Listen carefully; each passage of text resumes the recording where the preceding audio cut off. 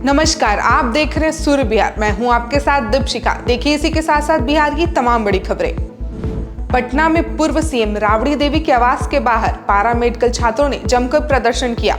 इस दौरान शिक्षा में गुणात्मक सुधार और पारामेडिकल संवर्ग की लंबित नियुक्ति को लेकर छात्रों ने स्वास्थ्य मंत्री तेजस्वी यादव के समक्ष अपनी मांगों को रखा। तेजस्वी यादव ने जल्द ही मांगों को पूरा करने का आश्वासन दिया। बिहार के विभिन्न जिलों में जन सुराज पद यात्रा कर रहे चुनावी रणनीतिकार प्रशांत किशोर ने मुख्यमंत्री नीतीश कुमार को लेकर बड़ी बात कही है। उन्होंने कहा कि उनके राजनीतिक का अंत आ गया है। पत्रकारों से बात करते हुए उन्होंने इसका कारण भी बताया। जन सुराज यात्रा इन दिनों मधुबनी में चल रही है। प्रशांत किशोर ने आगे कहा कि नीतीश कुमार अच्छे पढ़े लिखे और समझदार होशियार व्यक्ति हैं, लेकिन सिर्फ वही पढ़े लिखे हैं ये मुमकिन नहीं है। राज्य में हजारों लोग उनसे ज्यादा पढ़े लिखे और समझदार हो सकते हैं। ऐसा शास्त्रों में कहा गया है कि जो राजा लोगों से विचार विमर्श और सलाह लेना छोड़ देता है, उनका पतन जल्द ही हो जाता है। जब आप उस कुर्सी पर बैठते हैं तो आपको किसी से पूछना चाहिए, बात करनी चाहिए। नीतीश कुमार ने आज जो परेशानी है, उन्हें बातचीत करना, सलाह लेना छोड़ दिया है।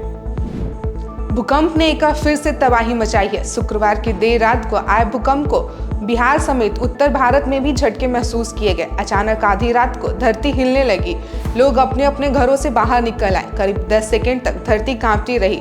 रिक्टर स्केल पर भूकंप की तीव्रता 6.4 थी। भूकंप का केंद्र नेपाल के काठमांडू से करीब 335 किलोमीटर दूर था। जमीन के 10 किलोमीटर नीचे इसका केंद्र था। नेपाल में इस भूकंप ने तबाही मचा दी है। अब तक 125 से अधिक लोगों की मौत की जानकारी सामने आ रही है, जबकि इससे अधिक जख्मी बताए जा रहे हैं। नेपाल में आए भूकंप ने बिहार की धरती को भी हिलाया। वहीं बिहार की बात करें तो यहाँ भी भूकंप आने का खतरा बना रहता है।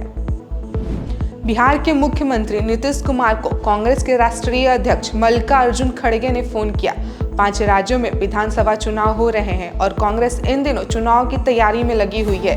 इस बीच लोकसभा चुनाव की तैयारी को लेकर सभी दलें अपनी अपनी तैयारी कर रहे हैं। विपक्षी दलों के गठबंधन इंडिया को लेकर कहा जा सकता है कि पिछली बैठक के बाद गठबंधन की रफ्तार सुस्त पड़ गई है। इसे लेकर इन दिनों सियासी बहस भी छिड़ी हुई है और खुद बिहार के मुख्यमंत्री नीतीश कुमार ने इसे लेकर खुले मन से चिंता जाहिर की है, जिसके बाद अब इंडिया गठबंधन और कांग्रेस की चर्चा तेज है। बिहार में 8 महीने के अंदर 5000 से अधिक लड़कियां लापता हो गई। एक डाटा के अनुसार करीब 6000 बच्चे गुमशुदा पाए गए। तो वहीं कुल गायब बच्चों में 85% लड़कियां हैं। बिहार में पुलिस इन दोनों बच्चे की खोज में जुटी हुई है। जेईई मेन की परीक्षा 2024 राज्य के मात्र 10 शहरों में आयोजित किया जाएगा। एनटीए ने सुरक्षा की दृष्टि से बिहार के 20 शहरों में परीक्षा केंद्र को हटा दिया है, जबकि जेईई मेन 2023 राज्य के 30 शहरों में आयोजित किया गया था। एनटीए के अधिकारियों ने माने तो सर्वर और सीसीटीवी में परेशानी और कुछ अन्य गड़बड़ियों के कारण परीक्षा के शहर को कम कर दिया गया। इससे पहले ही जेईई मेन 2022 राज्य के 35 शहरों में आयोजित की गई थी, लेकिन सुरक्षा व अन्य कारणों के कारण 2023 में राज्य के 5 शहरों में जेईई मेन का आयोजन एनटीए ने नहीं करवाया था। आपको बता दें कि बिहार के पटना, औरंगाबाद, आरा, भागलपुर, दरभंगा, गया, मुजफ्फरपुर, पूर्णिया, समस्तीपुर, रोहतास में सेंटर बनाए जाएंगे। अब डायल 112 की सेवा का विस्तार पूरे राज्य में कर दिया गया है। सरकार ने दूसरे चरण के तहत सेवा का विस्तार शहरी क्षेत्रों के साथ ही ग्रामीण क्षेत्रों में तक करने की स्वीकृति दे दी है। इसके साथ ही डायल 112 को 3 सेवाओं के साथ एकीकृत कर दिया गया है। इसके माध्यम से न सिर्फ पुलिस की मदद मिलेगी, जबकि अग्निशामक सेवा और मेडिकल इमरजेंसी की सेवा भी उपलब्ध कराई जाएगी। मुख्यमंत्री नीतीश कुमार की अध्यक्षता में शुक्रवार को आयोजित कैबिनेट की बैठक में डायल 112 की सेवा को राज्य क्रियाशील करने के लिए समेकित रूप से कुल 766 करोड़ 71,35,000 की प्रशासनिक स्वीकृति दी गई। इस परियोजना ने क्रियान्वयन के लिए आवश्यक तकनीकी उपकरण और तकनीकी सहयोग और प्रशिक्षण कराने का काम CDAC को देने की स्वीकृति दी गई। कैबिनेट ने कुल 35 प्रस्ताव की स्वीकृति दी। गया पटना रेलखंड के कनेदी गांव के पास मालगाड़ी और ट्रक में टक्कर हो गई, लेकिन इसमें किसी प्रकार का जान माल का नुकसान नहीं हुआ।